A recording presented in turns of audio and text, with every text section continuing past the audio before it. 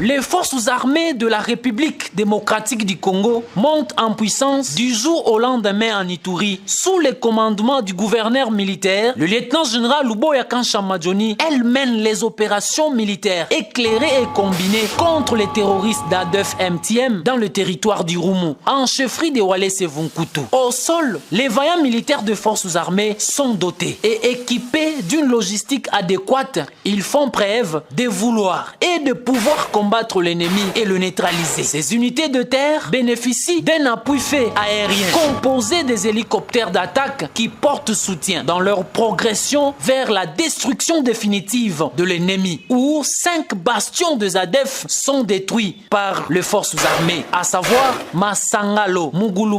Mbelude, Moina et Zunguluka. L'effet final recherché dans ces opérations, en temps de l'état de siège en Ituri, la défense du territoire national, la restauration de l'autorité de l'État, ainsi que la noble paix. Tel est le GV du chef de l'État et commandant suprême des forces armées et de la police nationale congolaise, Félix Tshisekedi Tshilombo. Par ailleurs, pour pérenniser les acquis opérationnels de l'état de siège en Ituri, entre autres, le retour de la population dans leur milieu d'origine, reprise des activités socio-économiques scolaires et assurer la liberté des mouvements ainsi que la libre circulation de personnes et de leurs biens sur les routes nationales numéro 27 et 4, le commandant des opérations militaires en Ituri, le lieutenant-général Luboya Kanchamadjoni, a mis toutes les voiles dehors en posant les actions salvatrices en faveur de sa population avec une somme colossale de 35 000 $ au bénéfice des hôpitaux de référence de Boga, Tchabi et celui du centre médical de Nyakoundé pour leur bon fonctionnement. À présent, sur tous les fronts où les forces armées sont engagées, alors rien ne peut arrêter le rouleau compresseur de l'armée dans leur mission régalienne de restaurer l'autorité de l'État et d'imposer la paix dans le coin et recoin de la province de l'Ituri.